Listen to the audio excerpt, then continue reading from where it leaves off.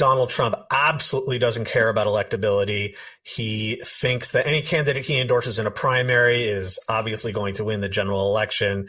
His understanding of electoral politics is, shall we say, extremely shallow. But as we so often caution, just because Republicans nominate a total whack job doesn't mean they can't win. And Donald Trump is the best example of that.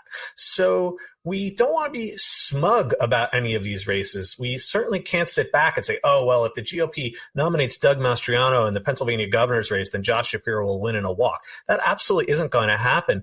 And Steve, earlier you mentioned the example of Claire McCaskill rat fucking the GOP primary in 2012 in Missouri to promote Todd Akin. Well, there still was a lot of work left to ruin Akin, though Akin did a huge job ruining himself with his legitimate rape remarks. So none of these races will be over and done just because Republicans nominate their worst possible candidate on primary day.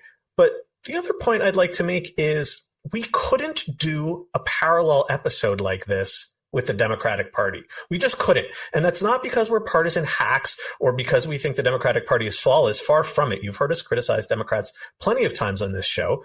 But for the most part, not even for the most part, really almost overall, there really just aren't any primaries out there where Democrats are at risk of nominating someone so far to the left that they put a race in jeopardy.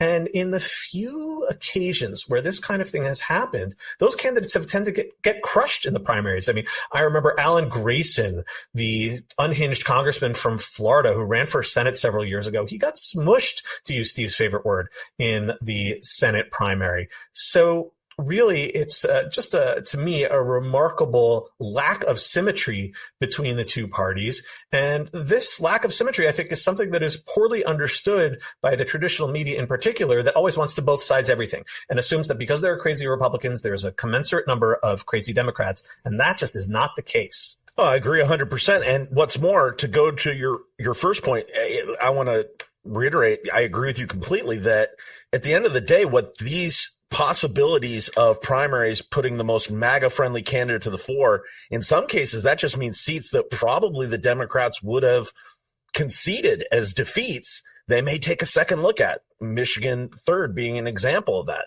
I don't think they were ever going to concede the Pennsylvania, Arizona statewides, but every little bit helps. And where it also helps potentially is that those very thin margins in those legislative races. If there is a legislative chamber that, besides Pennsylvania, that the Democrats would love to get a hold of, it's Arizona, where the margins are also extremely close. So there's more than just the benefit of that individual race.